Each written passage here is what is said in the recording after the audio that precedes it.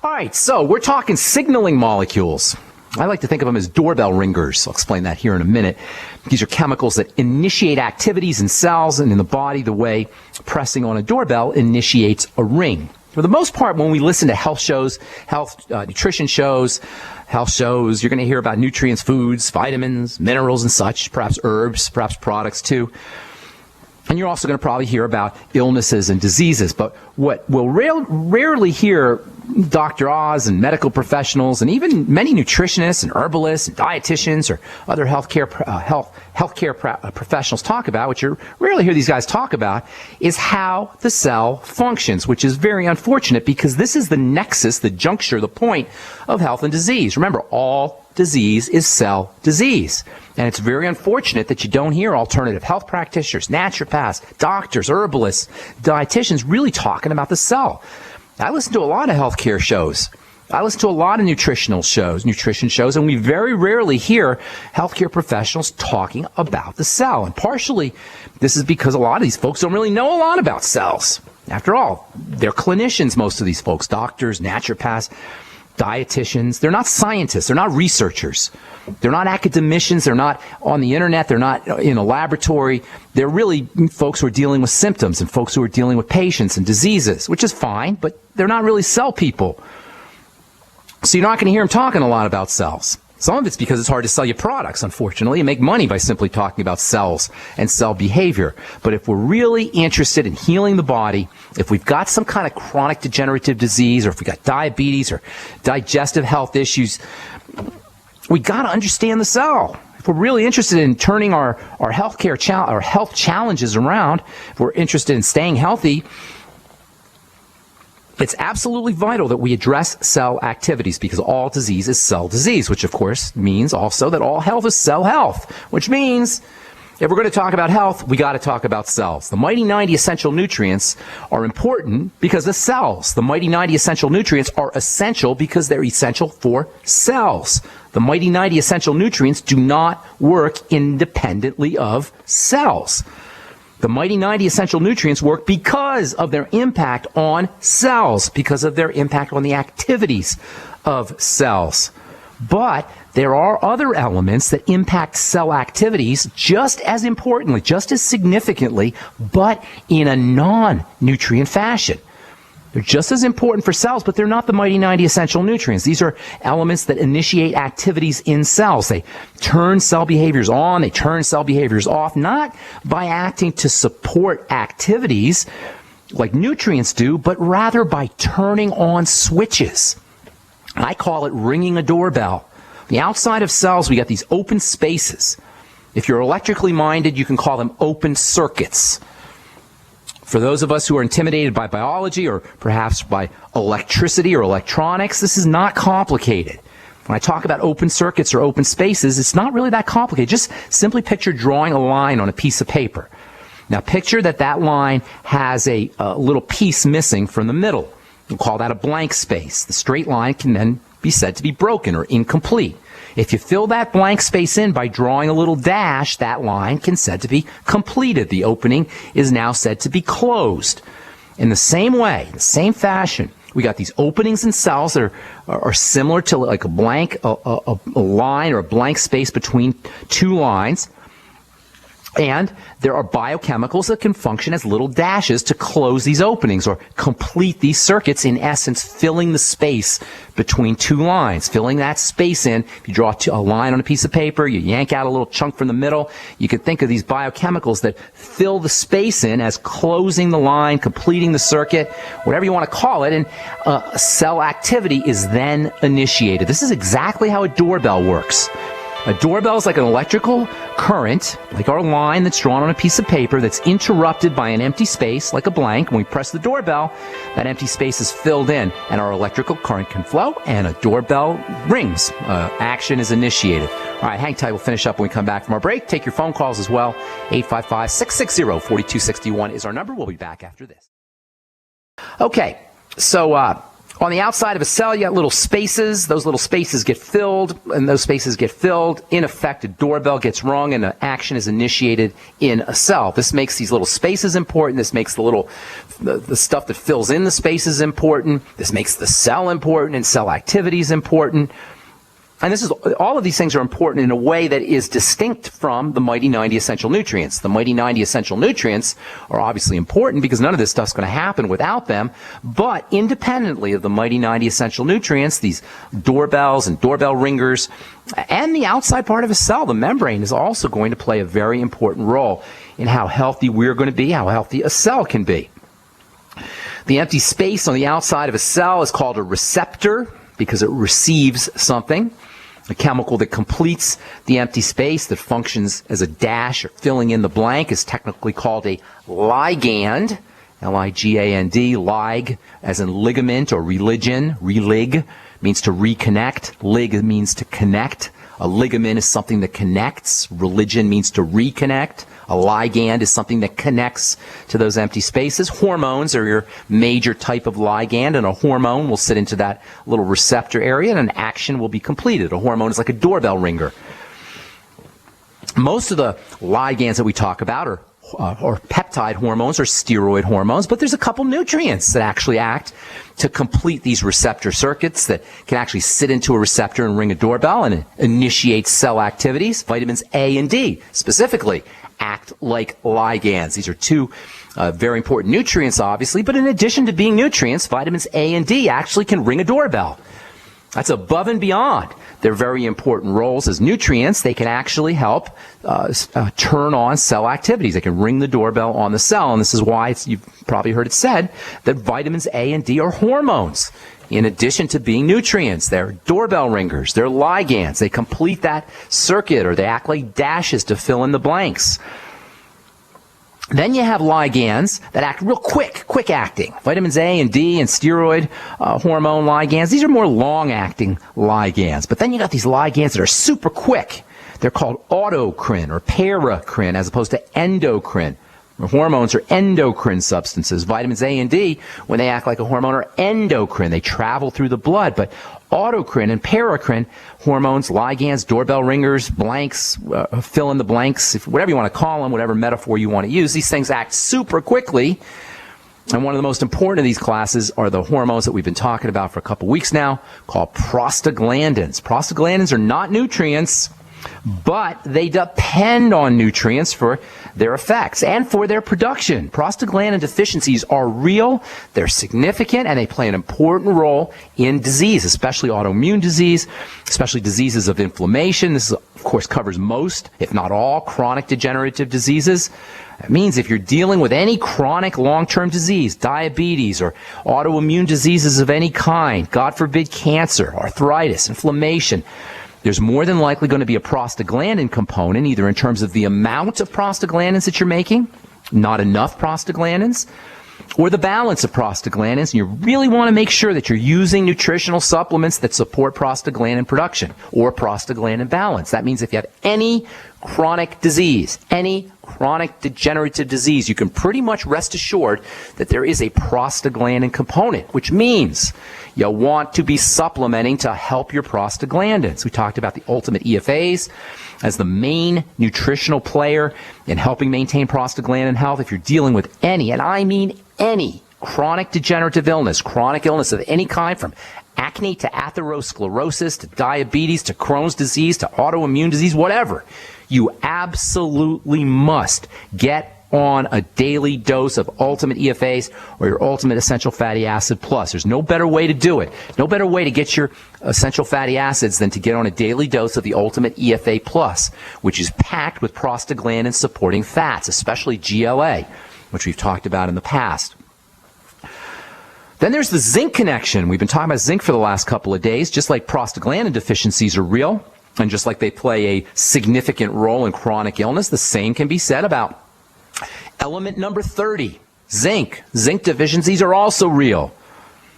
Later on, we're going to be talking about vitamin C and prostaglandins. Vitamin C plays a major role in prostaglandin health. I've been seeing a lot of craziness, a lot of nonsense about ascorbic acid poisoning or ascorbic acid toxicity and ascorbic acid somehow being problematic. I got a call a couple of weeks ago from a guy who turned his girlfriend, or I think his girlfriend or his cousin or some lady he knew, onto the Beyond Tangy Tangerine. She looked at it and she said, "Oh my God, there's ascorbic acid in there. I can't use that. That's bad stuff. I read on the internet. That's bad stuff, ascorbic acid." There's a lot of ignorant, boneheaded, non-scientific journalists and ignorant healthcare professionals, I'm sorry to say, who are spreading silliness about ascorbic acid being toxic. And in some cases, I've actually read articles claiming that ascorbic acid is not even a vitamin because it requires various plant and food factors to do its work. I have a Facebook friend, Janine. She sent me an article. I know she's probably listening to the program. Hi, Janine.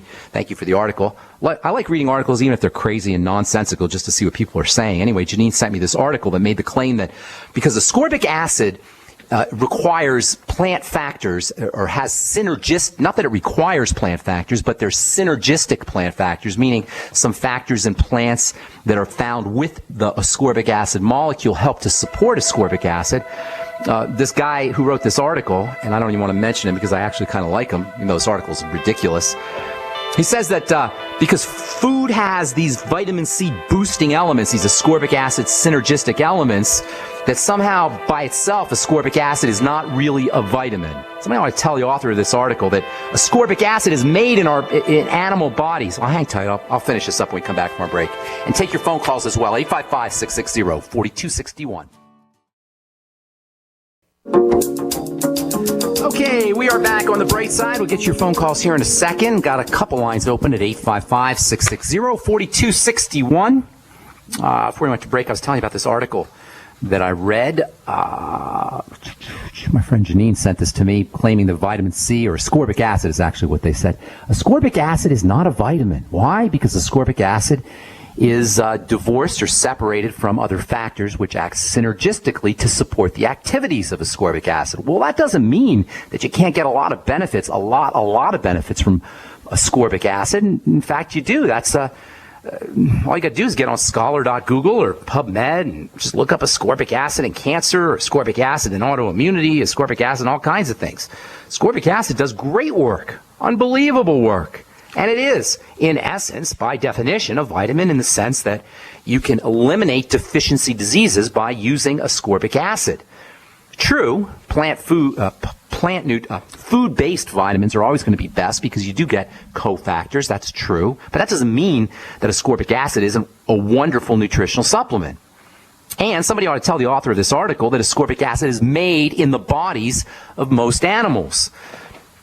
Ascorbic acid is made in the bodies of billy goats and cows and chickens and birds and reptiles and pretty much all animals except for primates and the fruit-eating bat and guinea pigs. Those are the only, and human beings. Those are the only animals that don't make their own ascorbic acid. Other animals make ascorbic acid and they don't get scurvy and they don't get heart attacks and they don't make rutin, and they don't make factor P, and they don't make all these other synergistic nutrients that this author claims are necessary for ascorbic acid to do its work. So ascorbic acid is great stuff. If you want more evidence to support ascorbic acid's effects, vitamin-like effects, all you got to do is read Linus Pauling or Abram Hoffer or Thomas Levy or Dr. Matthias Rath, all brilliant scientists and medical researchers with the most impeccable of credentials, and all of whom are very, very clear and very definitive about the fact that ascorbic acid supplementation is an absolute must for preventing illness and degenerative disease and mitigating the effects of all kinds of health issues from heart disease to cancer to autoimmunity. By the way, if you're following the news, it's hard to avoid hearing about the Ebola virus.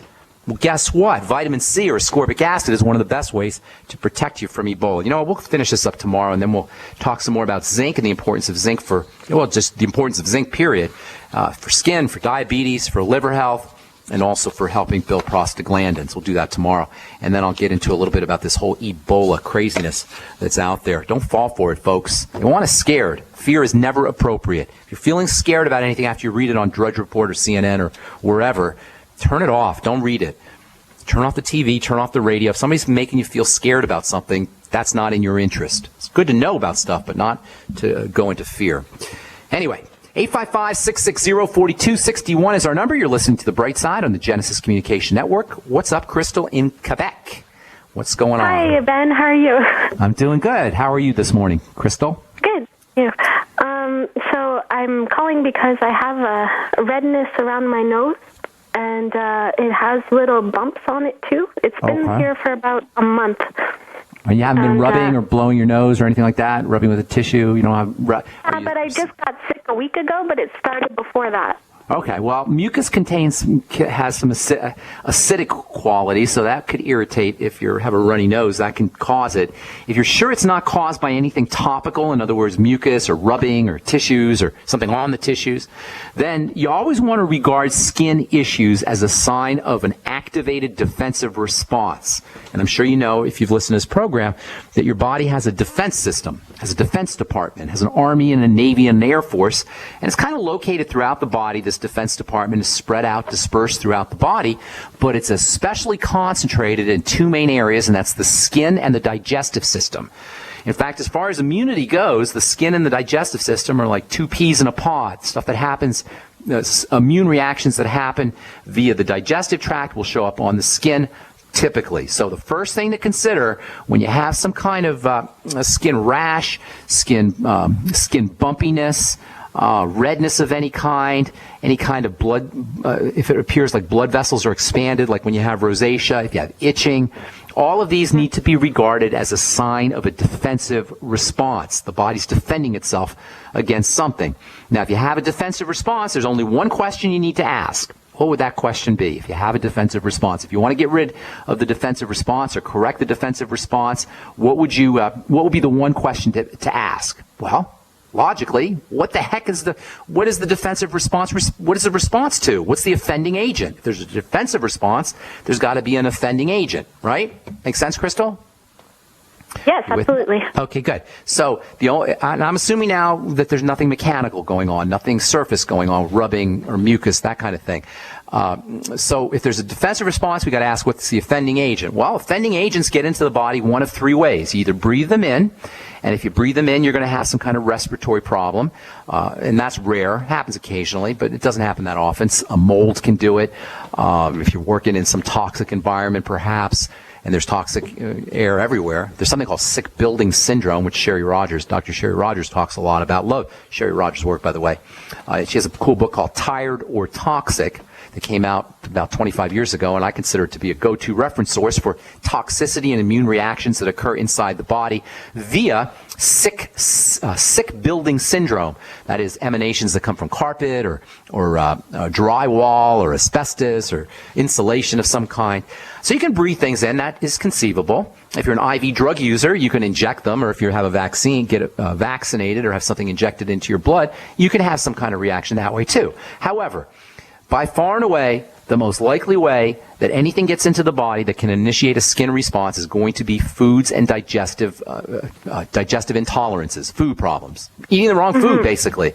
So what do you do? Well, first of all, I'm not saying it's always going to be food, but food's going to be the most likely suspect. I'm not saying it's always going to be digestive, but digestive system is the most likely suspect. Just like if the wife disappears, it doesn't mean the husband did it, but the husband's the most likely suspect. They always go to the husband first, or vice versa, right? If the husband disappears, they go to the wife first. The boyfriend disappears, they go to the girlfriend first. The girlfriend disappears, they go to the boyfriend first. Doesn't mean they did it. It means you got to clear them as because they're the most likely suspect. Likewise, and this is so true for every kind of skin issue. You guys, I've been in the skincare business 30 years, and I can't think of anything more fundamental to tell you about skincare products because or about skincare issues, because there's charlatans everywhere in the skincare business. There's charlatans everywhere in the computer business, in the car business, in the insurance business, in the government business, in the legal business.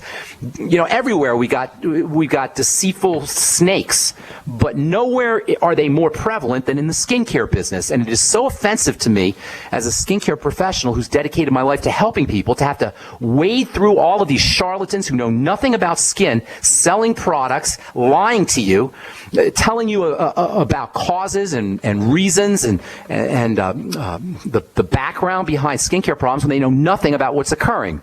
So your topical skin issues are almost always going to be an immune or digestive or food-based problem. Focus on foods. How do you do it? Well, first of all, if you have any kind of digestive problems, that's going to be great. If you have a bowel movement issue or gas or bloating or heartburn, that's awesome because then you can link those symptoms to foods. And more than likely, once you correct your digestive problems, you're also going to correct your skin problem. Hang on, Krystal, I'll finish up when we come back. I'm Pharmacist Ben.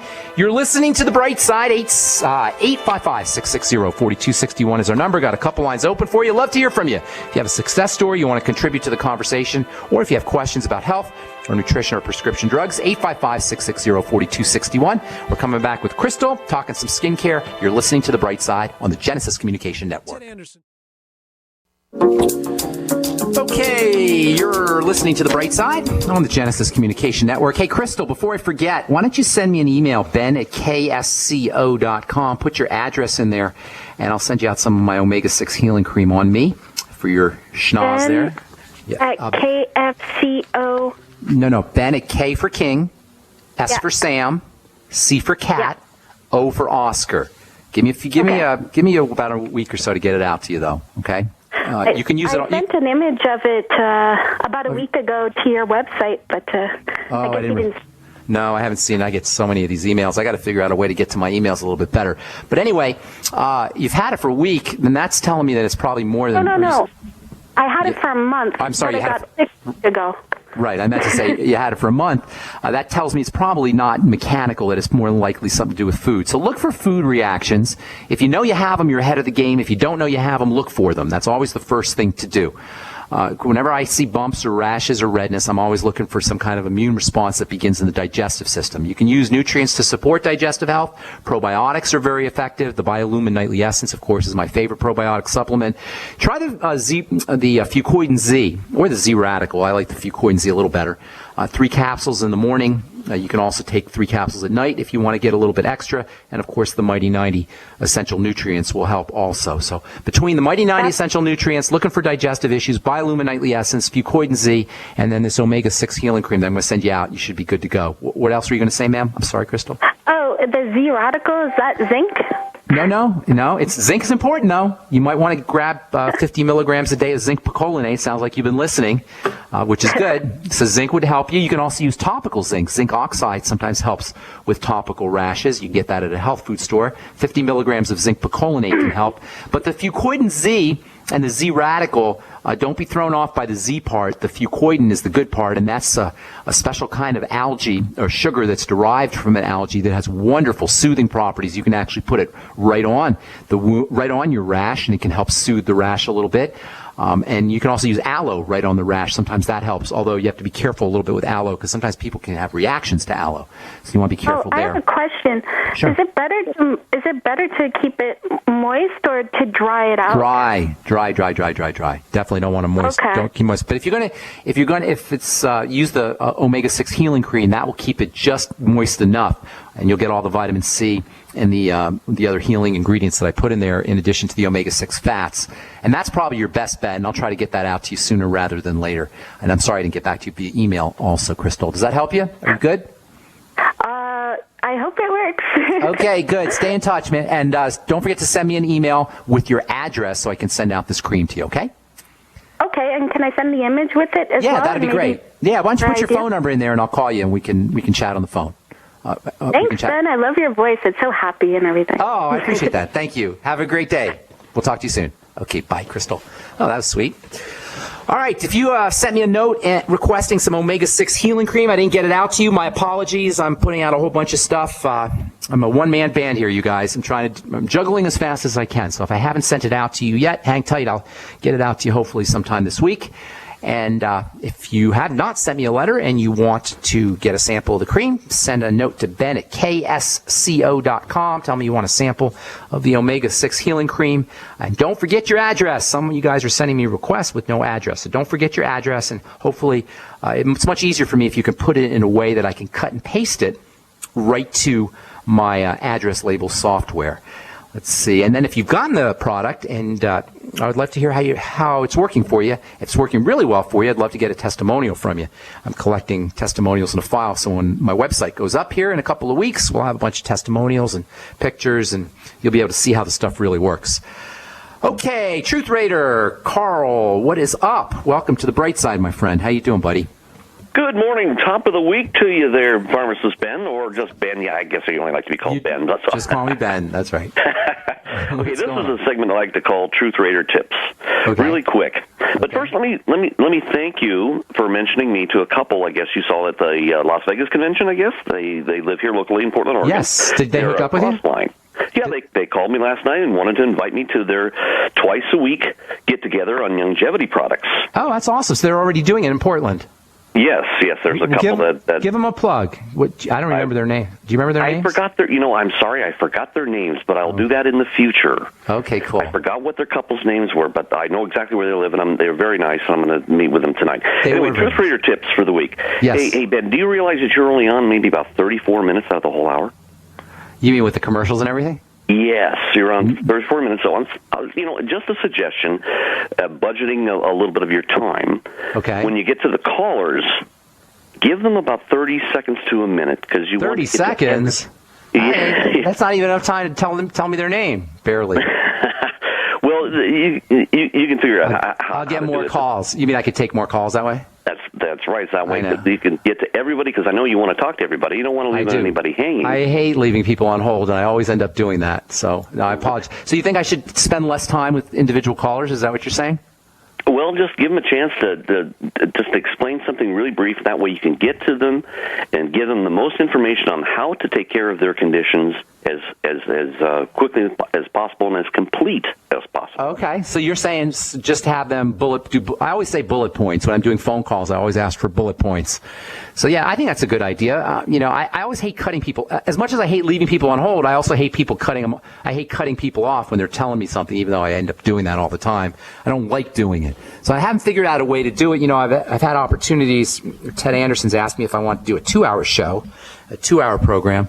And so I'm contemplating that. I may end up doing a 2-hour show where we just talk about skincare because I've been really antsy about talking about skincare. I try to squeeze it in wherever possible, but now I have these new products coming out. So maybe I'll have a longer show and we can expand how much time we spend with people. But your point is well taken, Carl, the Truth Raider. I appreciate it. So you're just thinking just have people talk for 30 seconds or a minute, tell me their issues, and then we just go right into solving the problem. Is that what you're saying? Right. I think it needs to go the direction of 2-hour show. I think everyone out there would like to have 2 hours of the bright side every morning. You think? I don't know. I don't know if that's the case. They may get sick of me. 2 hours. 2 hours. No. 2 hours a day of Ben, Pharmacist Ben. Okay. Well, I appreciate the point, though. Thank you for bringing that up. Is there anything else? Do you have any questions or anything today? No, that's it for today. Get to the callers out there. God bless, and we'll talk to you again later. I appreciate that, Carl, the Truth Raider. That isn't a bad idea. I just don't feel comfortable when it's bad bedside manner to cut folks off when you're telling me a story or you're telling me about what's going on with your health. So I always feel uncomfortable about cutting people off, but at the same time, I always feel uncomfortable about leaving people on hold. And I know you guys are frustrated when I leave you on hold. I've gotten some letters. People actually complain about being left on hold. So I'm not sure what the alternative to that is. If you think it's a good idea to do an extra hour, why don't you send me an email and just tell me what your thoughts are about doing another hour, or if you think it's a good idea to do maybe an hour on nutrition, general nutrition, bodily nutrition, and then perhaps do an hour on skincare subjects alone. I've been talking about skincare for many years. I was alluding to this before earlier in the program. As a guy who's been doing skincare for many years and really conscientiously trying to help people change their skin, change their lives via changing their skin, because as superficial and cosmetic as it may seem when you have a skincare problem, it could be debilitating, emotionally debilitating, especially for kids who have acne. And the thing about skin issues, eczema, acne, rosacea, none of them are things that you need to be dealing with if you know what's going on. The skin is super responsive to nutrition, super responsive to supplementation, super responsive to lifestyle changes, and the skin cells turn over every 4 to 8 weeks. That basically means that for many, if not most skincare health issues, certainly for eczema and psoriasis, if you have it today, you don't have to have it 4 to 8 weeks from now. Certainly this is true about all health issues, but specifically about the skin because of the rapidity, the speed at which skin cells grow and skin cells divide. Nobody has to be condemned to a skin health issue, and despite what you're hearing from people selling you products, they're not topical issues for the most part, and for the most part, there's not a lot you can do topically to take care of a skincare problem, with the exception of certain key nutrients, vitamin C and vitamin A especially. And as far as healing goes, certain anti-inflammatory perhaps, or calming kinds of substances. I use some of those in my Truth products. But mostly it's vitamin A and vitamin C that you're going to need to be using if you want to have healthy, beautiful skin. And if you want to have anti-age skin, of course, you need to throw in something acidic like apple cider vinegar, or perhaps aloe, or glycolic acid, or lactic acid. We'll be talking lots more about skin in the coming days. Anyway, tomorrow we'll continue talking about prostaglandins, and we'll talk about zinc. I want to cover a little bit about this whole Ebola stuff. Much ado about nothing, in my humble opinion. Not that Ebola is nothing, but the freak out about Ebola, that's much ado about nothing. Okay, let's see. That's all the time we have for today. Send me an email, ben@ksco.com, if you want to be put on our email list for being notified about videos that we do, myself and health coach Amanda Rideout, or call the Brightside Ben phone team at 866-735-2470 if you want to join the Brightside Ben team. Thanks for listening, folks. Have a wonderful, awesome, spectacular day. I'm Pharmacist Ben. We'll talk to y'all later. Bye for now.